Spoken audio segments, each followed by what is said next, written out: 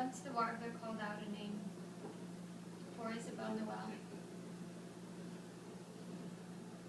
The clouds are wise, so I wait with bated breath.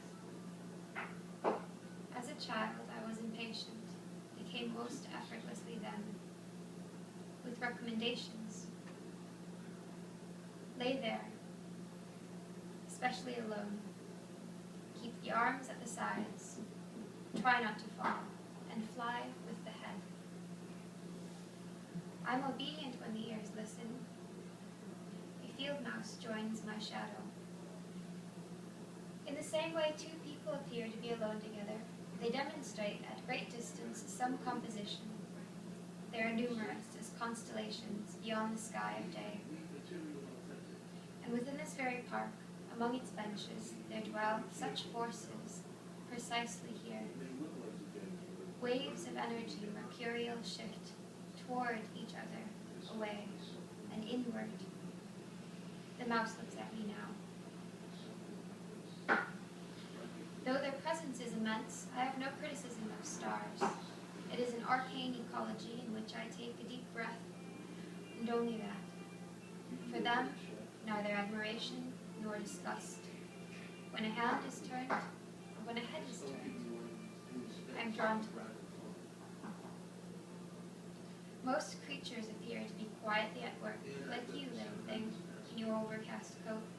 Your appearance is humble, and yet you also look quite lost unto yourself. In the most dignified manner. You scuttle about. How the animal sustains this is one cloister of its beauty. I desire to preserve them all. I know if I were him, I would never tell.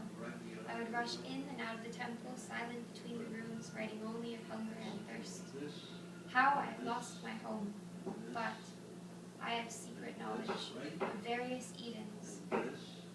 Maps are inscribed upon my bones, so I never have to speak. Cultivate an industry of intrigue, on the quality of my fur, on the tenderness of my meat, on the speculations of my spirit.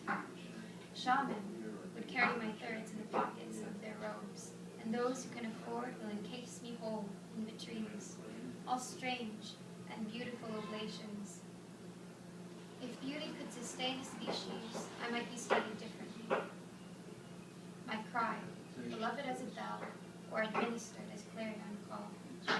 Some will deride me with fear, some will inscribe me upon the stars.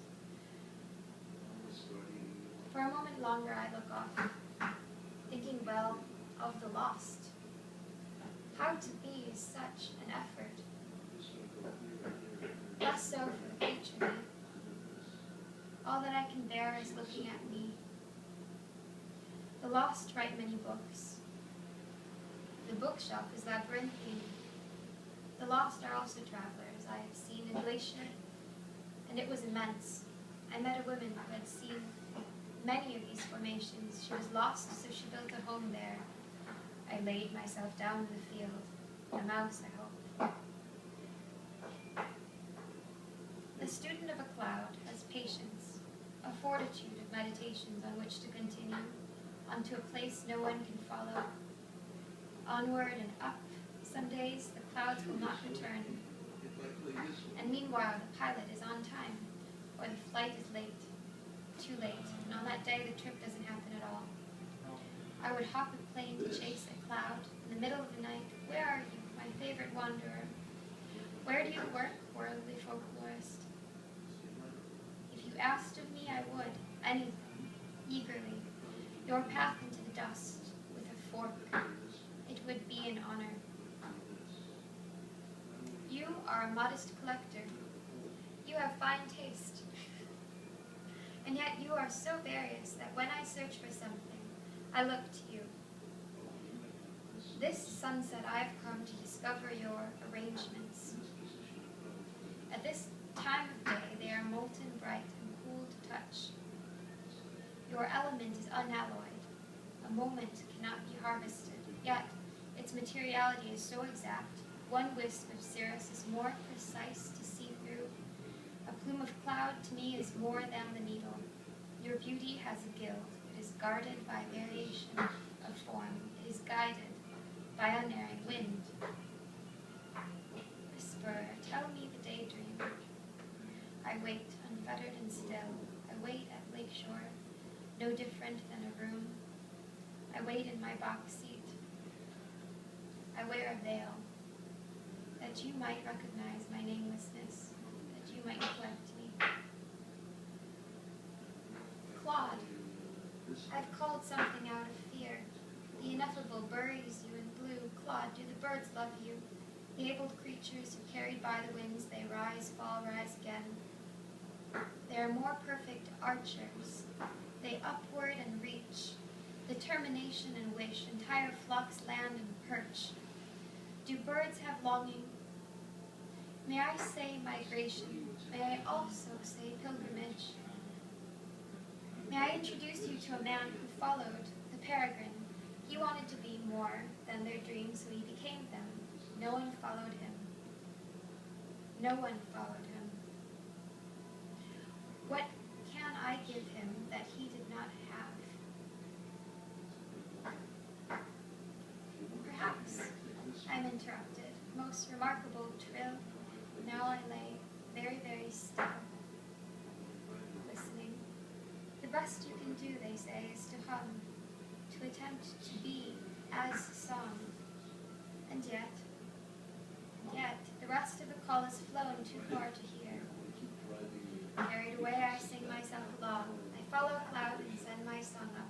I may not remember, but I believe a song is effective if it can become or transform a part of the silence in the darkened hall. That which summons you half awake shrouds the entire body. The haze reaches your eyes. A pianist I admired most was a pantomime with instrument. Like this. May there be music to follow in the dark, he gestured, and that you may escape through the smoke. No one can diminish the allure of any materialization of vapors, which parts the air with demure veil, their cult of secrecy at times without secret. Smoke carries a likeness to clouds, however, composed entirely of wit. It knows nothing of the stars, which in this room is fine. Together we peer, and peer to espy, into the sort of factory full of smoke and of humming. I clarify to my own authorities, I'm here for just a glimpse, and I pass beneath my own foot to trespass. I'm looking for the glass workers, before Carrier washes them away, before they dissolve effervescently into the nocturne of a whistler, before they take the recommendations of light and fade. Under the immensity of the sun, weary of the shards, I take the recommendations of flight, that which I can remember from the order of a dream. And then I wander, to depart from the too much repartee. Am I yet too far to hear? Do you remain with her? I scuttle off through a crack and into the garden where you are good. He's waiting there. He has been more patient than I. I have only my measure of forsakenness, and so much that she is still a sort of little girl. Somewhere is a needle for where and when the music will affect me, just so. Illusorily, perhaps. At some point I do not like to be tamed. Since who has seen the end of a cloud, and who has lived ever?